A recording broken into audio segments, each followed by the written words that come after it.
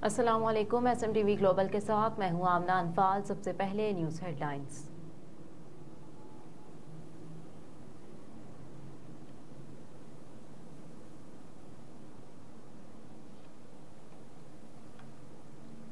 कायद मोहतरम नवाज शरीफ से secretary general मुस्लिम league नून Saudi अरब जद्दा मेहर अब्दुल खालिक की खुसूसी मुलाकात में सदर मुस्लिम लीग नून यूथ विंग सऊदी अरब हाफिज अमानुल्लाह एडवोकेट की नुमाइंदगी करते हुए उनके छोटे भाई अकरमुल्लाह एडवोकेट ने शिरकत की।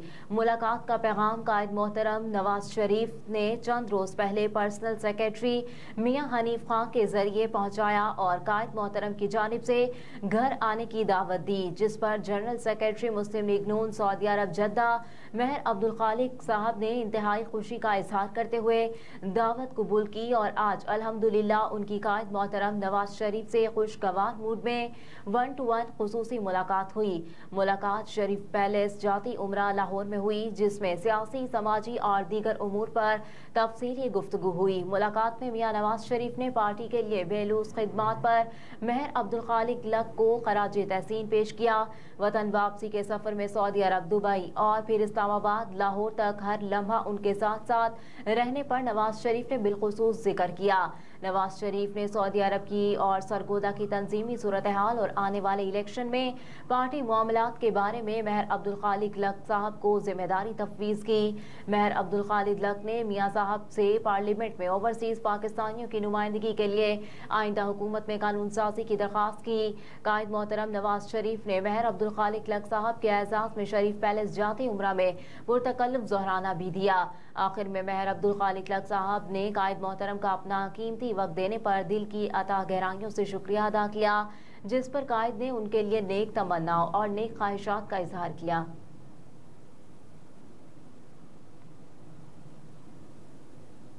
आशियाना हाउसिंग स्कैंडल, शहबाज शरीफ आहत चीमा मुकदमे से बरी। लाहौर की एहतसाब अदालत में साबिक वज़ीर आज़म शहबाज शरीफ समेत दीगर 13 मुल्ज़िमात के खिलाफ आशियाना हाउसिंग सोसाइटी स्कैंडल केस की समाअत हुई। अदालत ने शहबाज शरीफ और साबिक DG LDA आहत चीमा को मुकदमे से बरी कर दिया। एहतसाब अदालत के जज मलिक अली जुल्करनैन ने केस का फैसला सुनाया। अटॉर्नी जनरल और नैब ने अदालत में अपनी रिपोर्ट पेश की। शहबाज शरीफ के वकील ने दलाइल में कहा कि नैब और अटॉर्नी जनरल की रिपोर्ट की रोशनी में सुप्रीम कोर्ट का फैसला इस केस में असरअंदाज नहीं होता। अदालत ने केस में 2 मरकजी मुल्जिमान नदीम जिया और कामरान कयानी को बरी कर चुकी, जबकि एक मुल्जिम खालिद हुसैन ने बरियत की दरख्वास्त दायर नहीं की। आज अदालत ने शहबाज शरीफ समेत 10 मुल्जिमान की बरियत की दरख्वास्तों को मंजूर किया। अदालत ने इस केस में शहबाज शरीफ को मुस्तकिल हाजिरी से इस्तिस्ना दे रखा था।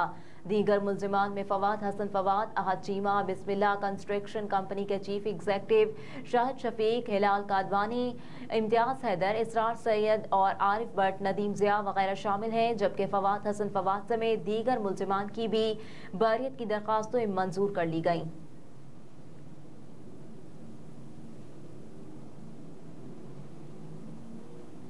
नॉन फाइलर्स के बिजली और गैस मीटर मुनक़ता, मोबाइल सिम्स ब्लॉक करने का फैसला। फेडरल बोर्ड ऑफ रेवेन्यू ने 145 डिस्ट्रिक्ट टैक्स ऑफिस के क़याम की मंजूरी दे दी, जो जून 2024 तक 15 से 20 लाख तक नए टैक्स दहिंदगान को टैक्स नेट में लाने पर तवज्जो मरकूज करेंगे।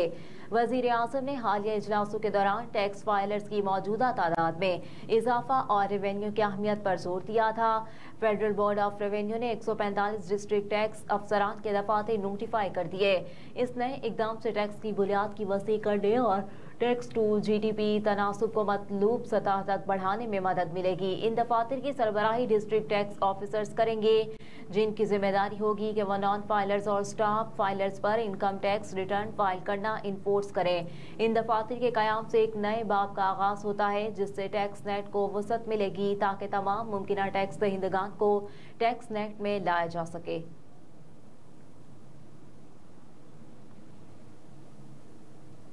अस्करी टावर जलाओ घेराव केस 9 मुलजिमान की अदम पैरवी पर अबूरी जमानतें खारिज। इंसदाद दहशतगर्दी अदालत लाहौर में अस्करी टावर जलाओ घेराव मुकदमे की समाअत हुई। इंसदाद दहशतगर्दी अदालत की जज उमर गुल खान ने अबूरी जमानतों पर समाअत की। अदालत ने वकास यूनुस, आमिर अली समेत 9 मुलजिमान की जमानतें खारिज कर दी। अदालत ने 9 मुलजिमान की जमानतें अदम पैरवी की बुनियाद पर खारिज की।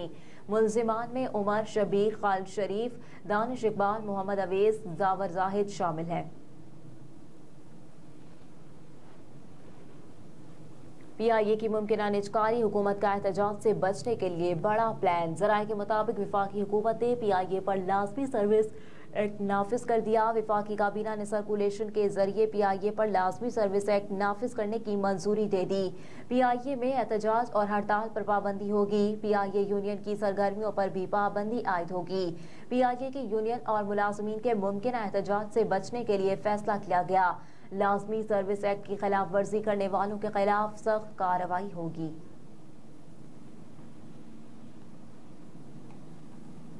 मुरीद के में फायरिंग के मुख्तलिफ वाक़यात में 2 अफराद शहीद हो गए जबकि 2 जख्मी हो गए। अस्पताल मुंतकिल कर दिया गया।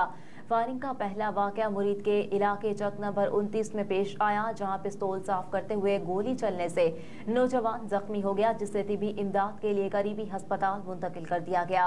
उधर लेबर कॉलोनी में मुखालिफिन ने 4 बच्चियों के बाप पर फायरिंग कर दी, जिसके नतीजे में वो शदीद जख्मी हो गया। वाक़े की इत्तला मिलने पर पुलिस मौके पर पहुंच गई और तफ्तीश का आगाज कर दिया। लाहौर में घर में डकैती की कोशिश, पुलिस की बरवक्त कार्रवाई, 6 डाकू हलाक। इत्तला मिलने पर पुलिस बरवक्त मौके पर पहुंच गई, जहां पुलिस और डाकू के माबेन मुबैना पुलिस मुकाबले की इत्तलात है। पुलिस जराये के मुताबिक मुकाबले में 6 डाकू मारे गए। पुलिस की भारी नफरी मौके पर पहुंच गई है। पाकिस्तान और चीन की बहरी अफवाज के माबेन 2 तरफा मश्क सी गार्डन इख्तिताम पजीर। तर्जुमान पाक बहरिया के मुताबिक शुमाली बहरा अरब में होने वाली इस मश्क में पाकिस्तान और चीन के बहरी और हवाई जहाज़ों, आबदोजों और मेरियर्स फोर्सेज ने हिस्सा लिया। मश्क में दोनों ममालिक की बहरी अफवाज ने जदीद हरबी सलाहियतों का शानदार मुजाहरा किया। सी फेयर की तकमील पर मश्क की इख्तितामी तकरीब का इनेकाद हुआ, जिसमें मश्क के मुख्तलिफ पहलुओं का जायजा लिया गया। इख्तितामी तकरीब में दोनों ममालिक की बहरी अफवाज के सीनियर अफसरान ने शिरकत की। तर्जुमान पाक बहरिया के मुताबिक इस मश्क से बहरे हिंद में रिवायती और गैर रिवायती खतरात से निपटने के लिए दोनों ममालिक के मुश्तरका ऑपरेशंस की सलाहियतों में इजाफा होगा।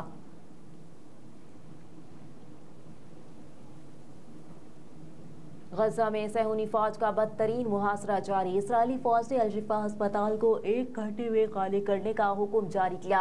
इंतहाई निगहदाश्त के वार्ड में तमाम मरीज शहीद हो गए। इसराइल ने अल-शिफा अस्पताल का घेराव जारी रखा हुआ है, जिसकी बिना पर हजारों महसूर अफराद और तिब्बी सहूलियात न होने से सैकड़ों मरीजों और जख्मियों की जानें खतरे में है। शुमाली गजा के कई इलाकों में इसराइली तैयारों की शदीद बमबारी जारी है, जहाँ स्कूलों, रिहायशी इमारतों और अस्पतालों पर बम बरसाए जा रहे हैं, जबकि इसराइली बमबारी में शहीद फलस्तीनियों की तादाद 12,000 से जायद हो गई।